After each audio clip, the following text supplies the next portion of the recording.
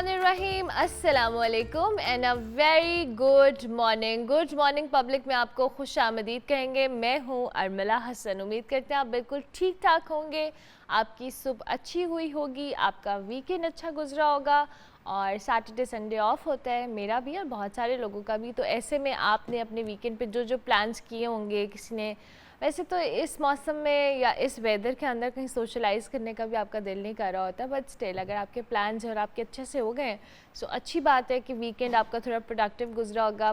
पूरा वीक काम करने के बाद आपको ये एक जो कह लें ना मच नीडेड ब्रेक होती है जो आपको रिक्वायर्ड होती है और फैमिली टाइम भी हो जाता है। दो कि मेरा वीकेंड बस ऐसे ही रहा, थोड़ा सा ऑफ ही था, लेकिन कोई बात नहीं जी। आज मंडे है, नई एनर्जी के साथ आए हैं, कुछ नई बातें करेंगे। सियासी बातें वही पुरानी होंगी, लेकिन कुछ और अच्छी खबरें होंगी जो हम आपके साथ शेयर करेंगे। अखबार के अंदर जी सुबह सुबह कुछ अच्छी कुछ बुरी इस तरह की खबरें आती रहती हैं, लेकिन पॉलिटिकल हालात व वाक़यात आपको पता है कि सिर्फ किरदार बदलते रहते हैं, बातें वही होती हैं, डायलॉग्स वही होते हैं, चीज़ें वही होती हैं, बस सिनेरियो कहीं ना कहीं फॉर द टाइमिंग चेंज हो जाता है।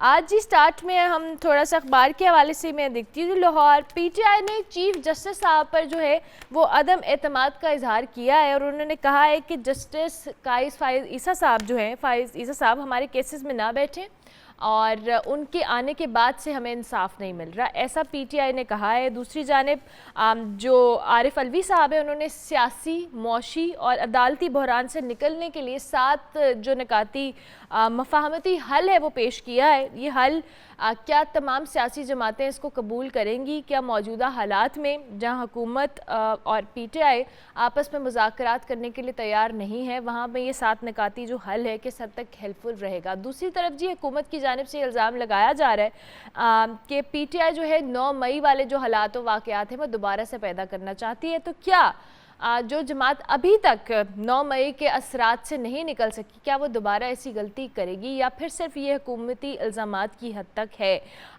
इस हवाले से भी हम कमेंट्स लेंगे। और फिर कुछ लाहौर डेवलपमेंट प्रोजेक्ट भी मंजूर हुआ है जी, 74 अरब लागत है, 10 माह की डेडलाइन है। वज़ीर आलम मरीम नवाज़ साहिबा ने इस हवाले से इसका अप्रूवल दिया है। इसमें तमाम तर जो इंफ्रास्ट्रक्चर के मसाइल हैं, दीगर चीज़ें हैं जिसमें फरामी है, नकासी आब है, सड़कें हैं, गलियाँ हैं, रोड्स का बनना है, इसके साथ साथ स्ट्रीट लाइट्स हैं, पार्क्स हैं, ये सारी चीज़ें जो आपको पता है रिक्वायर्ड हैं इस सारे प्रोजेक्ट के अंदर। इसमें पहले फ़ेज़ में मुख्तलिफ इलाकों का भी हवाले से बात करेंगे। हमारे साथ इस वक्त मोहम्मद सोलेह जाफ़िर साहब मौजूद हैं, उनको हम खुश आमदीद कहते हैं। Thank you very much Solih साहब, बहुत शुक्रिया कि आपने हमें ज्वाइन किया। गुड मॉर्निंग, कैसे हैं आप? ठीक हैं?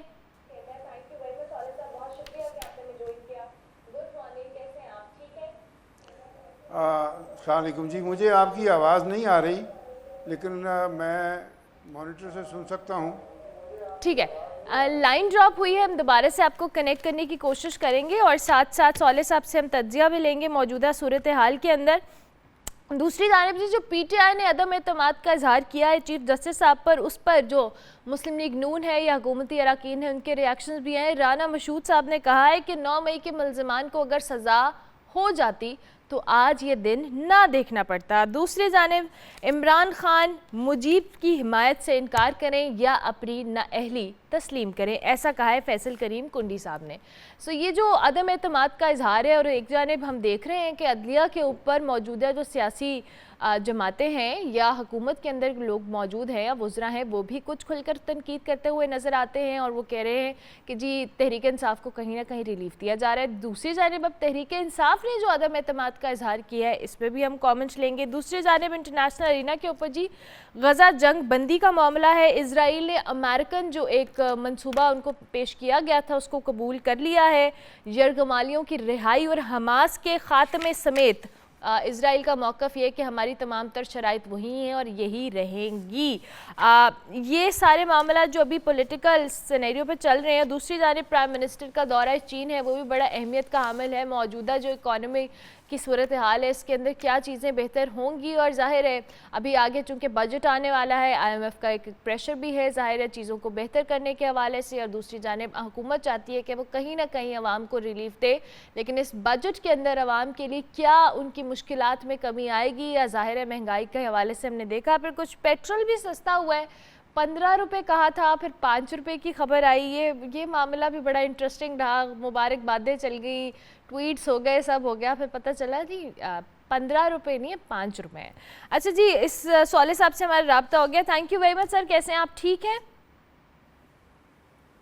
अल्हम्दुलिल्लाह, आप सुनाइए, आप खैरियत से हैं? बिल्कुल ठीक है सौले साहब। सबसे पहले तो ये मौजूदा हम सियासी पॉलिटिकल जो हम बात कर रहे हैं, बार बार तहरीक इंसाफ ने चीफ जस्टिस साहब पे अदम एतमाद का इजहार किया। उन्होंने कहा जब से जस्टिस काइस फाइज ईसा साहब आए हैं हमें इंसाफ नहीं मिल रहा, या हमारे केसेस को उस तरह से नहीं बेहतर तौर पे हल किया जा रहा। पहले तो तहरीक इंसाफ के इस मौक़िफ़ पे आप क्या कमेंट करेंगे? अर्जिया जी के तहरीक इंसाफ को खुद पसंदी की इतनी लत पड़ी हुई है कि उन्हें अपने सिवा किसी और पर एतमाद ही नहीं है, अपने सिवा उन्हें कोई और अच्छा ही नहीं लगता। अब ये किस कदर अफसोसनाक बात है कि अदलिया के ऊपर अदम एतमाद का ये आलम है कि वो जज जो इंसाफ के साथ फ़ैसला देते हैं वो उन्हें पसंद नहीं है, इसलिए कि उन पर उन्हें एतमाद नहीं है। अदम एतमाद अदलिया के हवाले से जब भी किया जाता है तो उसकी एक पस मंज़र होता है, उसकी वजह होती है, कानून और आइन की रूह से बताना पड़ता है कि क्या वजह है कि आपको उन पर एतमाद नहीं है। और इस सिलसिले में मेरी दानिश के मुताबिक, मैं कानून का एक अदना सा तालिब इल्म भी हूँ, तो मैं ये समझता हूँ कि ये बात किसी भी तरीके से वो साबित नहीं कर सके कि अगर वो चीफ जस्टिस पर में एतमाद कर रहे हैं तो उसका सबब क्या है। उसका सबब सिर्फ और सिर्फ ये है कि वो जज जो उनकी हिमायत में, जो उनकी तरफदारी में फ़ैसला करे, वो जज जो है वो जज है, इंसाफ पसंद है और वो इंसाफ के ऊपर मबनी फ़ैसले करता है। और जो जज इंसाफ की बुनियादों पर फ़ैसले करे वो जज उन्हें गवारा नहीं है। और जस्टिस काजी के हवाले से मैं आपको अर्ज़ करना चाहूँगा जी कि इनके ख़िलाफ़ जब ये PTI की हुकूमत थी तो एक रेफरेंस पेश किया गया, और वो रेफरेंस इस कदर बोधा था कि ख़ुद पूरी सुप्रीम कोर्ट ने उसको रद्द कर दिया अक्सरियत राय से। और जस्टिस का फायज़ काजी ईसा साहब को अपीयर होना पड़ा सुप्रीम कोर्ट के सामने, उनकी अहलिया को, उनके बच्चों को, उनकी फैमिली को, लेकिन आखिरकार ये साबित हुआ कि वो बोगस था और वो काजी साहब को उन्होंने बाइज़्ज़त तौर पर उसमें से एक्जोनरेट किया। अगर उसको ये अपने जहन में रखते हैं कि काजी साहब के ख़िलाफ़ इन्होंने एक रेफरेंस पेश किया था, तो वो तो फिर इनका कसूर है, काजी साहब का तो कोई कसूर नहीं है। काजी साहब ने आज तक कभी तहरीक इंसाफ के बारे में या उसकी लीडरशिप के बारे में कभी कोई मनफी जज्बात, कोई तबसरा, कोई ऐसी गुफ्तगू नहीं की जिसकी बुनियाद पर यह कहा जाए कि उनका कोई तहरीक इंसाफ के बारे में या किसी भी सियासी जमात के बारे में उनका कोई तासुब पाया जाता है। वो अपने आप को एक अच्छे जज के तौर पे उन्होंने साबित किया है। उनकी थ्रू आउट जो हिस्ट्री है उसमें तो हमने यही देखा है कि वो उन्होंने बड़ी जुर्रत के साथ, बड़ी हिम्मत के साथ ऐसे ऐसे फैसले किए हैं जो उनके पेशरवों को उनकी हिम्मत नहीं हुई, उनकी तौफीक नहीं हुई। तो मैं समझता हूँ उनको जस्टिस काजी के बारे में इस तरह की गुफ्तगू करते हुए एहतियात से काम लेना चाहिए। पर आखिर पे मैं यही कहूँगा कि उनको वो जज पसंद हैं, वो अदालत पसंद है जो उनकी हिमायत में फ़ैसले करे, जो इंसाफ की बुनियाद पर फैसले करे, जिससे उनकी मंशा और मकसद पूरा नहीं होता, वो जज उन्हें गवारा नहीं, उन्हें कबूल नहीं। आपने देखा माजी में, जी सॉरी मैं आपको इंटरप्ट कर रही हूँ, अभी आपने तहरीक इंसाफ के हवाले से भी बात की है। अब लेकिन माजी में हमने ये देखा है कि जब किसी भी सियासी शख्सियत या जमात के हवाले से अदालत कोई भी फैसला देती है, चाहे वो अच्छा है तो फिर तो उस अदालत या उस जज से बेहतर तो कोई हो नहीं सकता इस दुनिया में। लेकिन अगर उस मर्जी के मुताबिक कोई फ़ैसला नहीं आता तो फिर हम उसी अदलिया को, उसी एक शख्सियत को टारगेट करते हैं और इस हद तक करते हैं कि हम उस शख्सियत को या एक इदारे को ही कॉन्ट्रोवर्शियल बनाने के दर पे होते हैं। सो अभी भी हमने देखा है कि अब तहरीक इंसाफ ने चूँकि अदम एतमाद का इजहार किया, लेकिन इससे पहले हम देख रहे हैं हुकूमती वज़रा भी, अरकान भी मुख्तलिफ स्टेटमेंट्स में अदलिया को बतौर अदारा भी एक तनकीद का निशाना तो बना रहे हैं। अर्जी है जी के अदलिया के ये खुशकिस्मती कहिए या बदकिस्मती कहिए कि पाकिस्तान की जो पूरी तारीख़ है इसमें ऐसे लोग भी इस मनसब पर, इंसाफ के मनसब पर फायद हुए हैं जिनका रवैया, जिनका किरदार कोई अच्छा नहीं था, मुस्तहसन नहीं था। उन लोगों ने पाकिस्तान को बहुत शदीद नुकसान भी पहुंचाया है। कई जजों के फैसलों से पाकिस्तान को अरबों और करोड़ों रुपए का नुकसान भी, खसारा भी बर्दाश्त करना पड़ा है। इसके लिए लातादाद मिसालें मौजूद हैं। अब मुनासिब नहीं है कि मैं उन सब का हवाला दूँ, लेकिन लातादाद ऐसी मिसालें हमारे पास, हमारे रिकॉर्ड में मौजूद हैं। तो ये सही बात है कि जजों के, अगर जजों ने माजी में कोई अच्छा किरदार अदा नहीं किया तो उसका ये थोड़ी मतलब है कि आप जो मौजूदा जज साहिबान हैं उनके बारे में इस तरह की गुफ्तगू करें। और जजों के बारे में मैं अर्ज़ करना चाहता हूँ कि कोई तबसरा करने की बजाय जजों के फैसले पर तबसरा करने की इजाज़त होती है। आप जजों का अगर कोई फैसला ऐसा है जो आप समझते हैं कि उसमें सुखम है तो आप उस पर ज़रूर तबसरा कीजिए, उस पर ज़रूर तनकीद कीजिए, उसकी तनकीस कीजिए, उसके ख़िलाफ़ आप अपनी आवाज़ बुलंद कीजिए।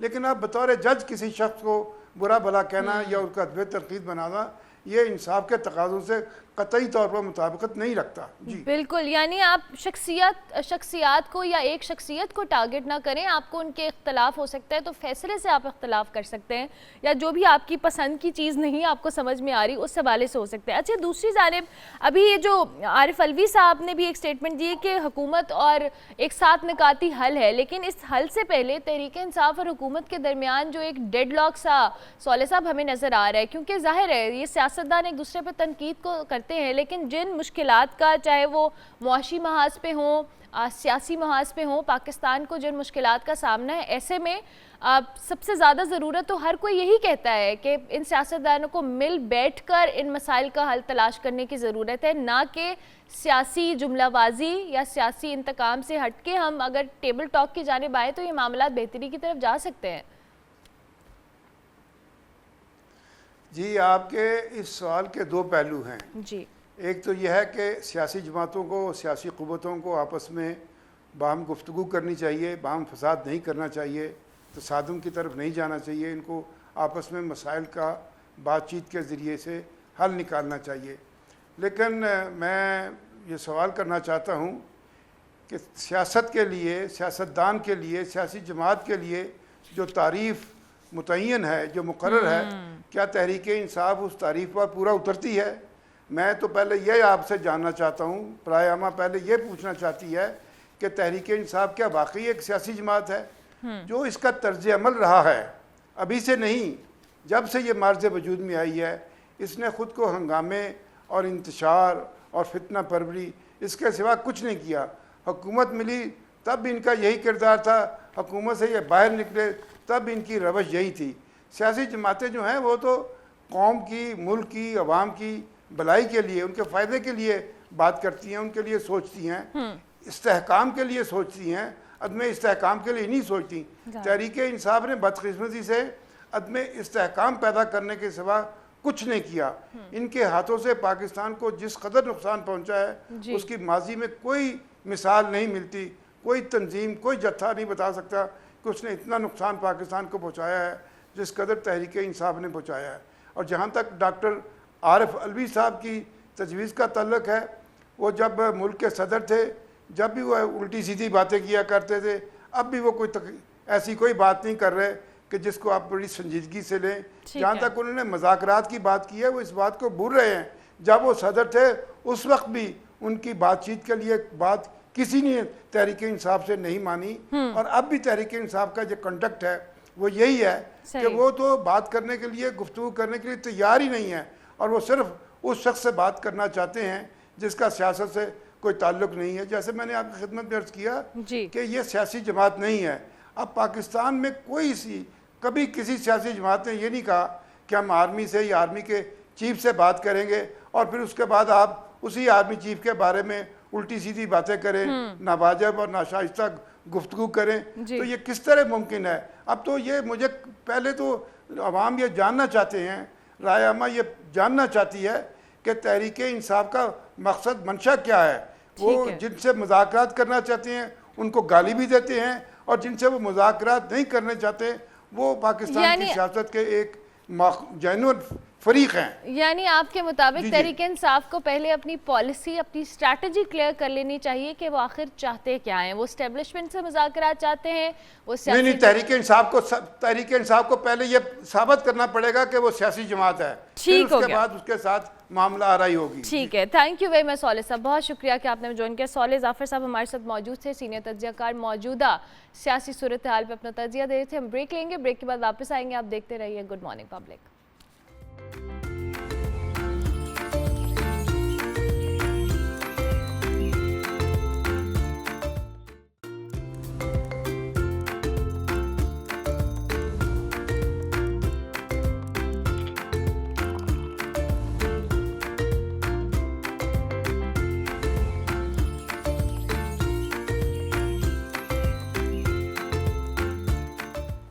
Welcome back to good morning public. Break के बाद वापस आए हैं जी। अब हम थोड़ी सी पोल्यूशन के हवाले से बात करेंगे। दो के फ़ज़ाई आलूदगी को हम बार बार डिस्कस करते हैं और उसके बहुत सारे फैक्टर्स या अवामिल हैं जिनके हवाले से बात की जाती है, लेकिन एक नई रिसर्च के मुताबिक जो फ़ज़ाई आलूदगी है इसमें ख़तरनाक हद तक इजाफा हुआ है। इसके मुहर्रिकात क्या हैं, इसका सदेबाब कैसे किया जा सकता है। लेकिन दूसरी जानिब जो दफ्तरी इमारतें हैं उसमें से जो ख़ारिज होने वाली जो कह लें फ़िज़ा है या आबो हवा है, जो भी ऐसे अवामिल हैं वो किस हद तक फ़िज़ा को आलूदा कर रहे हैं, आज हम इस हवाले से बात करेंगे। और दफातर की जो इमारतें हैं वो गाड़ियों से ज़्यादा आलूदगी फैला रही हैं, ऐसा भी ये रिसर्च कहती है। क्यों हो रहा है ऐसे, क्या इसके प्रिवेंशन या प्रिकॉशनरी मेजर्स लिए जा सकते हैं, इस हवाले से डॉक्टर इरफान खान हमारे साथ मौजूद हैं, उनसे हम बात कर लेते हैं। Thank you very much doctor साहब, बहुत शुक्रिया कि आपने हमें ज्वाइन किया। सबसे पहले तो ये जो हम फ़िज़ाई आलूदगी में इजाफे के हवाले से बात करें और इसको हम विटनेस भी कर रहे हैं कहीं ना कहीं। हम अपने शहर लाहौर की बात करें तो यहाँ पे हम आलूदा तरीन शहरों में नंबर 1 पर आते हैं, कभी नंबर 2 पे, हम टॉप 5 पोजीशंस में तो कभी छोड़ते ही नहीं है। और उसकी बहुत सारी रीजंस है और स्मॉग इतनी बड़ी एक इसका जो कह लें एक प्रूफ है या हम इसको विटनेस कर रहे हैं कि कितनी हद तक आलूदगी फैल रही है। हमें थोड़ा सा इसमें इजाफे के हवाले से बताइएगा, क्या ऐसे मज़ीद अवामिल हैं जिसको मज़ीद आलूदा कर रहे हैं। सबसे पहले शुक्रिया, आज इस हवाले से गुफ्तगू के लिए मुझे आपने मदऊ किया। फ़ज़ाई आलूदगी में जूँ जूँ इंसान तरक्की की दौड़ में आगे जा रहा है, जो जो हमारी इंडस्ट्री लग रही है, हमारी मोटर गाड़ियाँ चल रही हैं और भी बहुत सारी ऐसी चीज़ें जो हम इस्तेमाल कर रहे हैं। फॉर एग्ज़ाम्पल फ्रिज हैं, एयर कंडीशनर्स हैं, एरोसोल स्प्रेज़ हैं, ये बहुत सारी चीज़ें ऐसी हैं जो इनमें मिलजुल के एक क्यूमुलेटिव इफ़ेक्ट देती हैं जिससे फ़ज़ा आलूदा हो रही है।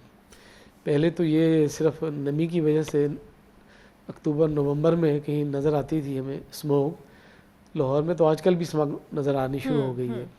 अगरचे ये होती सारा साल थी, लेकिन चूँकि वो नमी की वजह से ड्रॉपलेट होते हैं तो नवंबर के महीने में नॉर्मली वो विजिबल हो जाती थी, लेकिन इस बार तो पहले ही ये मई के महीने में, जून के महीने में भी विजिबल है।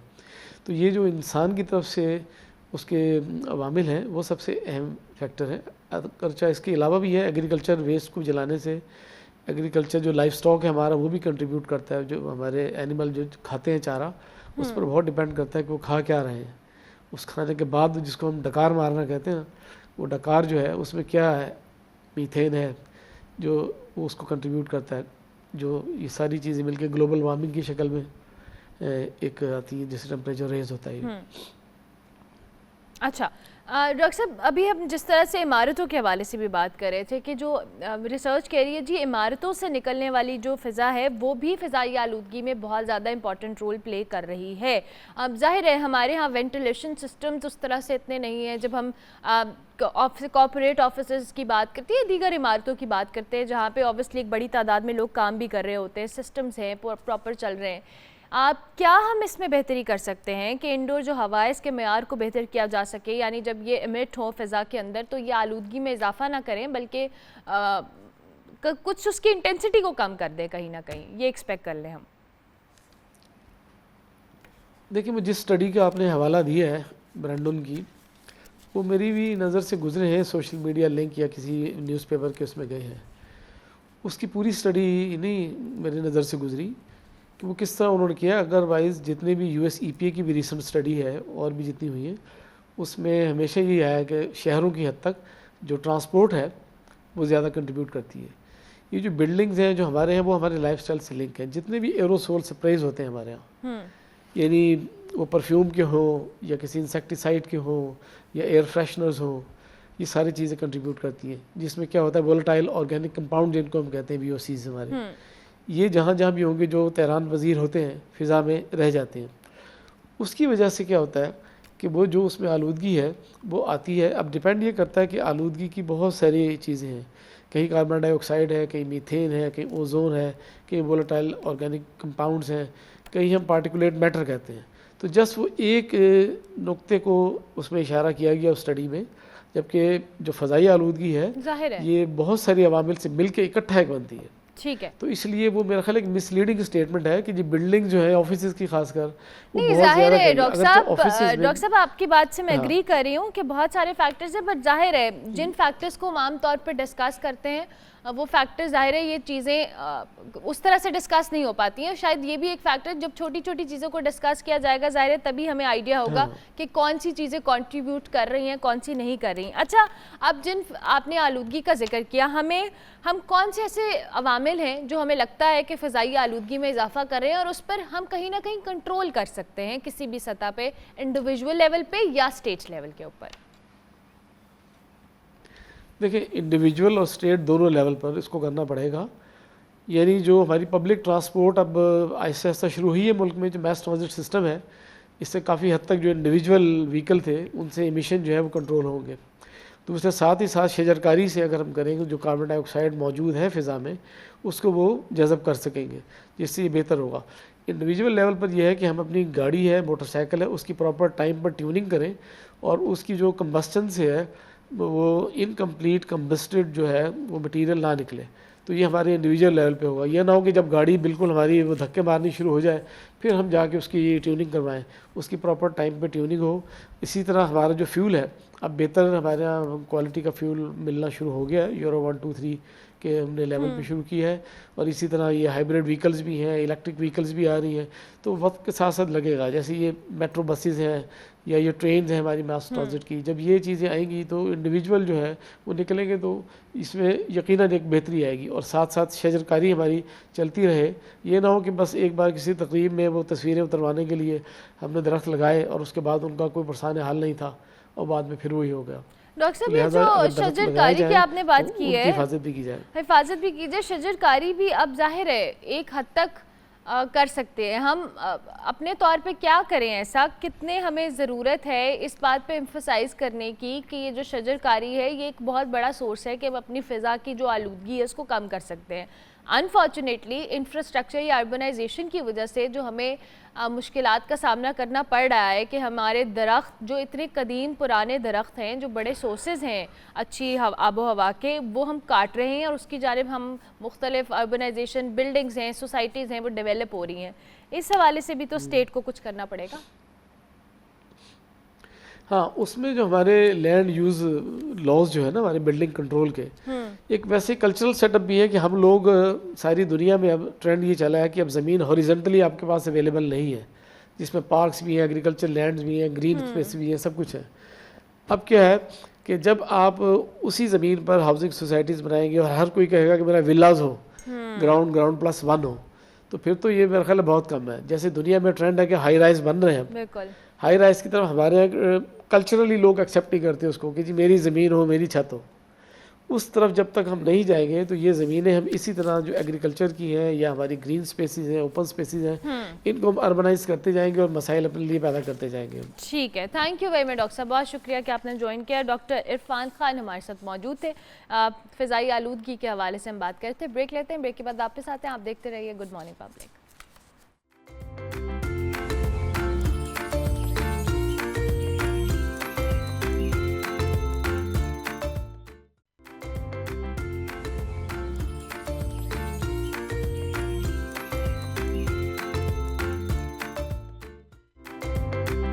Welcome back to good morning public. अब आपकी फ़िज़िकल हेल्थ के हवाले से, वैसे भी साइकिलिंग बहुत एक ज़रूरी चीज़ है जो आपके लाइफस्टाइल में इसका शामिल होना, कभी कभी हम समझते हैं कि कोविड के दिनों में हमने देखा था कि बहुत सारे लोगों ने साइकिलिंग के हवाले से उसमें इंटरेस्ट भी लिया था, लोग साइकिलिंग करते हुए हमें नज़र भी आते थे। 2018 में जी अक़वाम मुत्तहिदा की जनरल असम्बली है, इसने जो माहौलियाती आलूदगी है इसमें कमी के हवाले से, जो सेहत है और सेहतमंद जो कह लें कम्यूट करने का ज़रिया, उसके हवाले से साइकिलिंग की तजवीज़ के लिए ये दिन वर्ल्ड बाईसाइकिल डे के तौर पर मनाने का ऐलान किया था।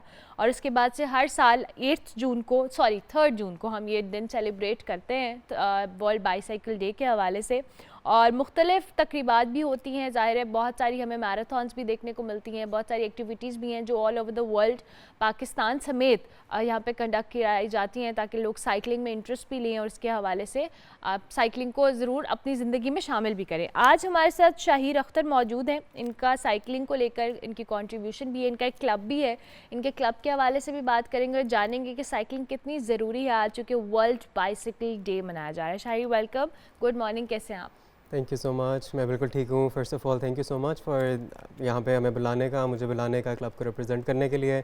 जैसे आपने कहा है साइकिलिंग बहुत ज़्यादा ज़रूरी चीज़ है, बहुत ज़्यादा इसके फ़ायदे हैं और सारा, तो हाँ जी थैंक यू, हमें रिप्रेजेंटेशन की ज़रूरत है। ज़बरदस्त। अच्छा शाहिर, अपने क्लब के हवाले से पहले तो बताएं कब आपने क्लब बनाया और अब आप कितने मेंबर्स हैं, किस तरह से आपका क्लब ऑपरेट करता है?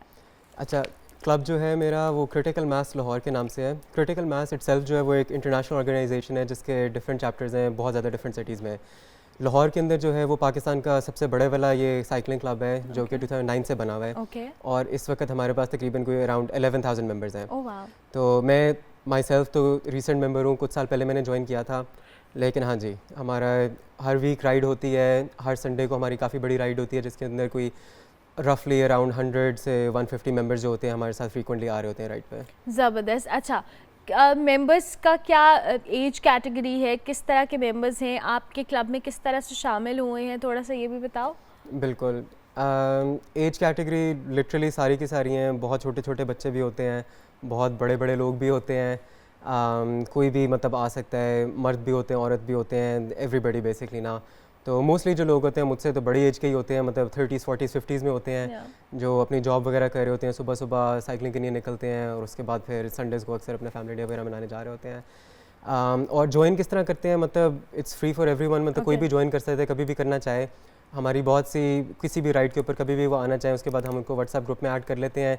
जैसे जैसे अगली राइड आती जाती है हम वहाँ पे अनाउंस करते जाते हैं कि ये रूट है, लिबर्टी से स्टार्ट होती है हमारी हमेशा, वहाँ पे आप सुबह 5-6 o'clock पहुँच जाते हैं और बस फ्री ऑफ कॉस्ट हमारे साथ। ज़बरदस्त। वैसे तो हमने काफ़ी दफ़ा इस हवाले से बात भी किया, लेकिन शाही आपको साइकिलिंग का इंटरेस्ट कैसे हुआ? जो कि मैंने कोविड की बात की, कोविड में मैंने ट्रेंड बहुत ज़्यादा देखा कि बहुत सारे लोग जो हैं रात के टाइम या अर्ली मॉर्निंग साइकिलिंग के लिए ग्रुप्स की शक्ल में जाया करते थे। और फिर ज़ाहिर है वेदर चेंज हो जाता है, फिर उसमें भी आपको चैलेंजेस होते हैं, लेकिन स्टिल आपको ये इंटरेस्ट कैसे हुआ? क्या कोविड के दौरान हुआ या पहले से था? और अब आप इसको किस तरह से समझते हो कि आपकी फ़िटनेस में या आपकी हेल्दी लाइफ में किस तरह से रोल प्ले कर रहा है? नहीं, बिल्कुल 100% सही कह रही हैं। मुझे पर्सनली तो कोविड से पहले का भी काफ़ी ज़्यादा शौक था, लेकिन बिल्कुल आप सही कह रही हैं, कोविड के अंदर एक हमने बहुत ज़्यादा देखा था ट्रेंड के यहाँ पे साइकिलिंग ग्रुप्स नए बने थे, हमारे ग्रुप में भी और मुख्तलिफ ग्रुप्स के अंदर भी बहुत ज़्यादा लोग थे जो नए आने लग गए थे, क्योंकि लोगों के पास कुछ और था नहीं करने को ऐसा, तो उन्होंने कहा चलो ये भी ट्राई करके देखते हैं। उसके बाद जब हाँ जी एग्जैक्टली, तो उसके बाद जब कोविड चला गया, लोग फिर बिजी हो गए, तो फिर अटेंडेंस वगैरह थी फिर से थोड़ी कम हो गई थी। लेकिन इसी तरह ही है, तो लेकिन अदरवाइज़ भी जो लोग हैं वो किसी भी टाइम पे हमें ज्वाइन वगैरह कर रहे होते हैं, कोविड और नॉट कोविड, वो इन एनी केस कर ही रहे होते हैं। तो कितना इंपॉर्टेंट है आपकी हेल्दी लाइफस्टाइल के लिए? क्योंकि ज़ाहिर है हमारी फिजिकल एक्टिविटी उस तरह से नहीं होती है, हमारी लाइफ इतनी बिजी है, ऑफिस जाते हैं, थक जाते हैं, कितना इंपॉर्टेंट है इस तरह की प्रोडक्टिव एक्टिविटी के लिए कुछ टाइम निकालना? बहुत ज़्यादा इंपॉर्टेंट है मेरे ख्याल से। तो आई थिंक बिल्कुल आपने जैसे कहा थे, पाकिस्तान में हमारा वो ट्रेंड ही नहीं है उतना ज़्यादा इस चीज़ को बिल्कुल भी एम्फेसाइज़ करने का, अपनी फ़िज़िकल लाइफस्टाइल को कुछ भी करने का। आप बाहर यूरोपियन कंट्रीज़ को देखें, अमेरिका को देखें, कहीं पे भी देखें, उनका साइकिलिंग का बहुत ज़्यादा ट्रेंड है हमारी निस्बत, उनका रनिंग का बहुत ज़्यादा ट्रेंड है, करने के लिए साइकिल यूज़ करते हैं। एग्जैक्टली, उधर उनकी सिटीज़ जो हैं वो इंटायरली इस तरह से स्ट्रक्चर्ड होती हैं, उनके अंदर बाईसाइकिलिंग लेन्स प्रॉपर होती हैं, वो करते हैं, वो इस चीज़ को एम्फेसिस देते हैं। हमारे यहाँ पे इतना ज़्यादा नहीं देते, लेकिन इसके फ़ायदे जो हैं वो तो मतलब लिटरली मतलब अनगिनत है ना। मतलब आपकी फ़िज़िकल हेल्थ से भी लेके आपको डायबिटीज़ से, आपको ओबेसिटी से बचाता है, आपकी मेंटल हेल्थ से लेके आपकी मेमोरी इंप्रूव करता है, आपके सेरोटोनिन एक्सेट्रा रिलीज़ होता है, आपको खुश रखता है, आपकी मेंटल हेल्थ ठीक रहती है। उसके अलावा आप उसको अपने से हट के भी देखें, इवन सोसाइटी के लिए भी देखें, आपके इन्वायरमेंट के लिए बहुत अच्छा है। हमारी सड़कों पे इतना रश होता है, उसके लिए अच्छा है कि एक बंदा अकेले कम्यूट करते हुए ऑफिस जा रहा होता है गाड़ी पे, वो इतनी ज़्यादा जगह घेर रही होती है सड़क पे। वही अगर सिर्फ साइकिल पे जा रहा हो तो उसकी जगह 10 साइकिलें जा सकती हैं। लेकिन शायद इसमें एक फैक्टर ये भी है ना कि अब सेफ्टी इश्यूज हैं, इस तरह के मसाइल हैं, लोग वैसे ही घबराते हैं कि हम गाड़ियों पे कैसे निकलें। अब साइकिल पे जब जाने हैं आप हेवी व्हीकल्स के दरमियान में साइकिल चला रहे हैं, वैसे खौफ आ रहा होता है। इवन मेरे घर में अगर कोई मेरा नेफ्यू भी जा रहा होता है, मुझे डर हो रहा होता है कि इतनी मेन रोड के ऊपर वो साइकिल चलाएगा। तो ये वाले मामले कि ये तो फिर ओवरऑल एक कल्चर हमें बनाना पड़ेगा साइकिलिंग को लेके। बिल्कुल 100%, ये भी आप बिल्कुल सही कह रही हैं। ऐसे ही है, हमारे ग्रुप के अंदर जब हम कर रहे होते हैं एक्चुअली वहाँ पे तो बहुत ज़्यादा सेफ्टी होती है, क्योंकि हम जब 100 लोग इकट्ठे जा रहे हैं तो हम एक ग्रुप के अंदर जा रहे होते हैं, तो लोगों को भी आइडिया है कि इट्स अ ग्रुप। एग्जैक्टली तो वो कोई मोटरसाइकिलें बीच बीच में से नहीं निकल रही होती, कोई रिक्शे वाले जो होते हैं वो भी तमीज़ से जा रहे होते हैं हमारे साइड पे, तो वो नहीं हो रहा होता। लेकिन अदरवाइज आप बिल्कुल सही कह रही हैं, यहाँ पे हमारे वही जिस तरह हालात हैं, आप मोटरसाइकिल गाड़ी पे भी निकलते हो तो तब इतना मुश्किल होता है चलाना, तो हमारा इसमें स्ट्रगल तो होती है। अब इसको ये ना कि गवर्नमेंट को चाहिए कि वो और साइकिलिंग लेन्स बनाए। हमने देखा है पिछले कुछ सालों में, यही कोविड के बाद से उन्होंने कुछ साइकिलिंग लेन्स बनाई हैं, वो भी रिस्पेक्ट नहीं होते। लेकिन वहाँ पे भी मोटरसाइकिल्स या गाड़ियाँ भी, कभी-कभी रिक्शे भी हमें नजर आ रहे होते हैं लेन्स के अंदर। अब हमें वही बहुत ज़्यादा चाहिए ना कि एक तो गवर्नमेंट उस चीज़ को ज़्यादा प्रमोट करे और एज अ नेशन भी हम थोड़ा बिहेव करें। एग्जैक्टली वही, इट्स वेरी इंपॉर्टेंट। 100%। अच्छा, अभी हम जिस तरह से साइकिलिंग के कल्चर की बात करें, हमारे यहाँ अनफॉर्चुनेटली माइंडसेट नहीं है या कल्चर नहीं है। जब हम वेस्टर्न वर्ल्ड में जाते हैं तो हम देखते हैं कि वहाँ पे उन्होंने जो इलेक्ट्रिक बाइसिकल्स हैं या वैसे बाइसिकल्स हैं, उनका कॉन्सेप्ट बहुत है, आप उसमें कुछ पैसे डालते हैं, आपको साइकिल मिलती है, आप उसको जहाँ मर्जी लेके घूमें। या हमने देखा है लंदन हो या दीगर जगह हो। सो पाकिस्तान के अंदर व्हाट डू यू थिंक कि इस तरह का कल्चर हम कैसे ला सकते हैं, कैसे इनिशिएट कर सकते हैं कि लोग अपने इस एक्टिविटी को अगर कम्यूट भी कर रहे हैं तो उनका लाइफस्टाइल भी साथ मैनेज हो? बिल्कुल, ये भी बहुत ज़्यादा ज़रूरी है कि हमारे पास इस तरह का वो इंफ्रास्ट्रक्चर प्रॉपर हो कि आपको कोई साइकिल रेंट पे चाहिए हो तो आप इजीली ले सकें। अगेन हमारी सोशल राइट्स के लिए तो हम कोशिश करते हैं कि रेंटल साइकिल्स देते हैं आपको मिनिमल से चार्जेस के ऊपर। आपके पास साइकिल नहीं भी है तो आप वो लेके ज्वाइन कर सकते हो, लेकिन अगेन आप रोज़ रोज़ तो वो नहीं कर सकते ना। बाहर के मुल्कों में कैसे होता है कि आप एक स्टॉप से आपने साइकिल उठाई है, आप उसके पैसे देते हो, आप अगले स्टॉप पे जाके उसको ड्रॉप ऑफ कर सकते हो, आपको ये भी नहीं है कि वापस लाने की ज़रूरत है। ये अगेन उस साइड पे चला जाता है कि अगर कोई लार्ज स्केल पे कोई ऑर्गेनाइजेशन या कोई पब्लिक ऑर्गेनाइजेशन गवर्नमेंट कोई इसका इनिशिएटिव लेती है तो आई थिंक ये बहुत ज़्यादा सक्सेसफुल हो सकता है, क्योंकि लोग अभी भी साइकिल्स चला तो रहे होते हैं कुछ कुछ, लेकिन हमें इस तरह का इंफ्रास्ट्रक्चर बिल्कुल भी कहीं पे नहीं नजर आता। तो वो चैलेंज भी ज़ाहिर अपनी जगह बरकरार है। बिल्कुल, तो अगर इस तरह हो तो आई थिंक वो बेहतर हो जाएगी। Thank you very much Shahid, good luck. आपसे मिलकर बहुत अच्छा लगा। और आप जिस तरह साइकिलिंग के हवाले से बात करें, जी इनका क्लब भी है, आप उसमें शमूलियत, अपने क्लब का नाम एक दफ़ा दोबारा बता दें, आई फॉरगॉट इट। क्या क्लब का नाम है आपका? Critical mass Lahore. Critical mass Lahore के नाम से जी क्लब है। इसका फेसबुक और इंस्टाग्राम पेज भी है, आप वहाँ जाएँ, आप इस क्लब के मेंबर बन सकते हैं। इनकी हर संडे को आई गेस एक्टिविटी होती है कुछ दिनों के बाद, जब ये मुख्तलिफ ग्रुप्स की शक्ल में क्लब्स के बहुत सारे मेंबर्स जाते हैं, साइकिलिंग करते हैं। 100-150 बंदा है तो फिर जाहिर है वो रिक्शे और उनसे भी आपकी बचत हो सकती है और आप एक हेल्दी एक्टिविटी भी कर सकते हैं। हमने सोचा आपसे इस हवाले से वर्ल्ड बाइसाइकिल डे के हवाले से बात की जाए। हम ब्रेक लेंगे, ब्रेक के बाद वापस आएंगे। आप देखते रहिए गुड मॉर्निंग पब्लिक।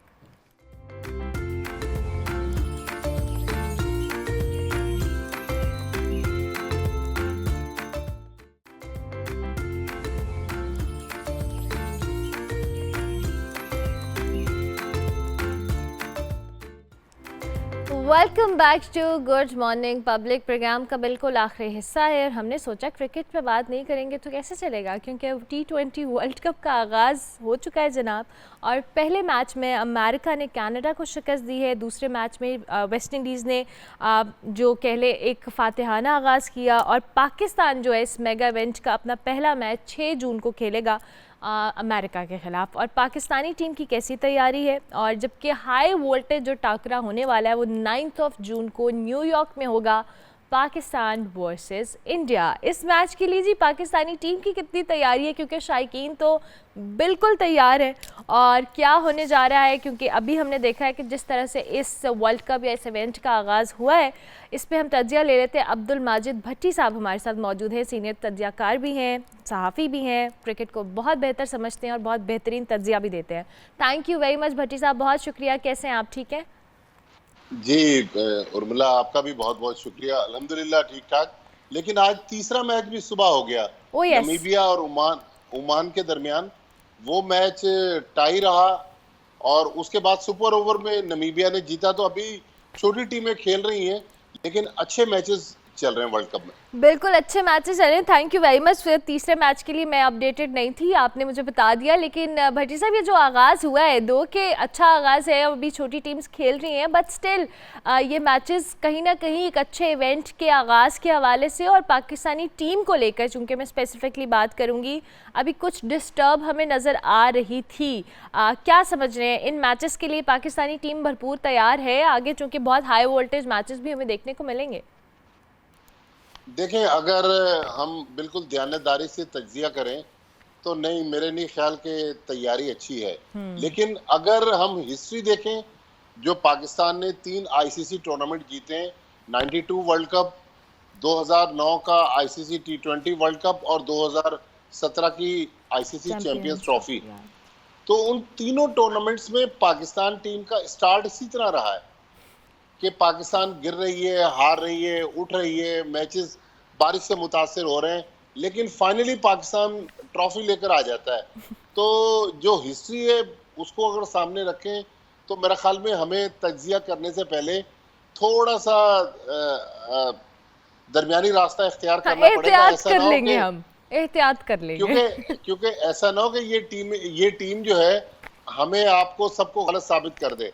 और एज ए पाकिस्तानी मेरी भी ख्वाहिश है हमें गलत कर दे, हाँ हमें कर दे, गलत साबित कर दे, हम बिल्कुल झूठे हो जाए, हम इस बात पे कोई एतराज नहीं है। ये गलत साबित होना हमें किसी तौर पे भट्टी साहब नहीं दुखेगा। लेकिन अब मसला ये है कि हमने पिछली सीरीज़ या उससे पहले आयरलैंड हो, इंग्लैंड हो, हमने पाकिस्तानी टीम को स्ट्रगल करते हुए देखा है, और वो स्ट्रगल इस तरह से है कि हमारा बैटिंग हो, बॉलिंग फिर शायद हमारी थोड़ी बेहतर है, लेकिन बैटिंग लाइन, हमारी जो ओपनिंग जोड़ी है वो अभी तक उस तरह से सेटल नहीं हो पा रही है। और फिर जो टीम की सिलेक्शन है, मुख्तलिफ प्लेयर्स का शामिल होना या शामिल ना होना, उस पर भी बहुत सारे सवालात हैं, और एंड मोमेंट के ऊपर टीम को अनाउंस करना, ये भी एक बहुत बड़ा सवालिया निशान था। देखिए, ये हमारी क्रिकेट का एक अफसोसनाक पहलू है कि हम किसी भी बड़े टूर्नामेंट में जाने से पहले कुछ इस तरह के काम कर जाते हैं कि वो अननेसेसरी कंट्रोवर्सी क्रिएट हो जाती है। जिस तरह अभी आपने टीम अनाउंसमेंट का जिक्र किया, तकरीबन 8-9 दिन से मीडिया में ये चीज़ सर्कुलेट कर रही थी कि ये वो 15 प्लेयर हैं कि जो पाकिस्तान टीम के लिए वर्ल्ड कप में जाएंगे। लेकिन जिस शाम को टीम अनाउंस हुई 8:15 बजे, दोपहर से एक अजीब व गरीब तनाज़ा खड़ा हो गया कि जी सिलेक्टर्स ने सवाल खड़े कर दिए, दोबारा से टीम को रिव्यू कर रहा है। हुआ क्या, खोदा पहाड़ और निकला चूहा। 8:15 बजे रात को जब टीम अनाउंस हुई, दिन भर हमने मीडिया पर एक अजीब व गरीब, हम भी उनमें शामिल थे, तबसरे देखे और वही 15 अनाउंस हो गए। तो भाई ये सारा बेहतर अंदाज में भी हो सकता था, लेकिन पाकिस्तान क्रिकेट में मुझे कई बार अफसोस होता है। बल्कि मैं आपसे एक इंटरेस्टिंग चीज़ शेयर करूं कि एक हमारे फॉरेनर दोस्त हैं, वो क्रिकेट के बहुत बड़े सहाफ़ी हैं, उन्होंने कहा कि यार मैं अगर आपके मुल्क में होता और इतनी कंट्रोवर्सीज होती तो मैं तो अरबपति बन जाता, इतनी स्टोरीज है आपकी क्रिकेट में। हम हमेशा रौनक लगाए रखते हैं कुछ ना क्रिकेट के अंदर, कुछ भी ना हो हम कोई बात घुमा के लाते हैं, या फिर हम किसी प्लेयर पे एतराज़ करते हैं, या कभी हमारी सिलेक्शन कमेटी के आपस के मसले नहीं हल हो रहे होते, कोई ना कोई भट्टी साहब हम कंट्रोवर्सी निकाले रखते हैं। और इसका, ये तो शायद अभी हम लाइटर वे में इसको बात करें, लेकिन इसका हमें नुकसान भी होता है। बिल्कुल ही इसका नुकसान भी होता है। और ऐसा मुल्क पाकिस्तान, जिसमें अगर आप आपके शो से स्टार्ट करें या हमारे टीवी चैनल्स में सुबह मॉर्निंग शो होते हैं, आप मईशत पर देख लें, आप क्राइम पर देख लें, आप सियासत पर देख लें, ऐसी ऐसी खबरें सुबह सुबह हमें सुनने को मिलती हैं। इवन अदालती जो मामलात हैं कि बंदा सुनने और देखने के बाद स्ट्रेस में आ जाता है। अच्छा, हमने जब जर्नलिज्म में उर्मिला स्टार्ट किया ना, तो हमारे उस्ताद कहते थे कि स्पोर्ट्स ऐसी चीज़ है जहां सुबह सवेरे लोगों को ह्यूमन अचीवमेंट्स पढ़ने को मिलती हैं। लेकिन अब ऐसा नहीं है। अब अखबारात का तो दौर ज़रा कम है। टीवी चैनल्स अगर आप देखें तो उसमें ह्यूमन अचीवमेंट्स नहीं है, वो फुल ऑफ कंट्रोवर्सीज है। तो मेरे ख्याल में जो हमारे, ज़ाहिर मैं और आप तो पॉलिसी मेकर नहीं है, जो लोग कज़ाफ़ी स्टेडियम लाहौर में फिरोजपुर रोड पर बैठे हुए हैं या जो पाकिस्तान क्रिकेट के करता धरता है, उन्हीं पर ये जिम्मेदारी है कि वो इस टीम को कंट्रोवर्सी से निकाले, क्योंकि ये वो प्लेयर हैं जो हमारे रोल मॉडल हैं। हमारे बच्चे, हमारे बहन भाई, ये सब इन्हीं लड़कों को फॉलो करते हैं, इन्हीं को अपना आइडियल बनाकर आगे बढ़ते हैं।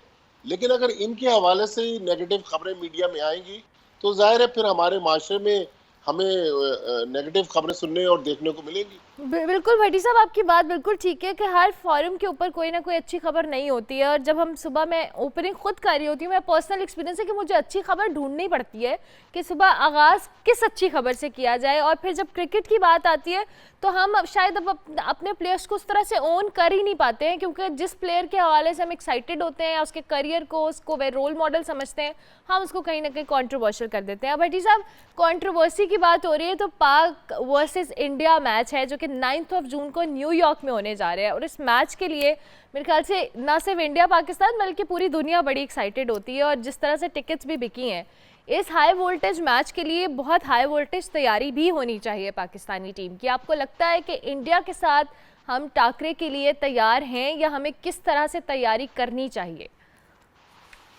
देखें, जो इस वक्त दुनिया के बड़े बड़े एक्सपर्ट्स हैं वो तो इंडिया को इस मैच के लिए फेवरेट करार दे रहे हैं। पाकिस्तान में अगर आप सुन लें, इंडिया में देख लें, या जो फॉरेनर्स हैं, जो दूसरे मुल्कों के एक्सपर्ट हैं, सब कह रहे हैं कि इंडिया फेवरेट है।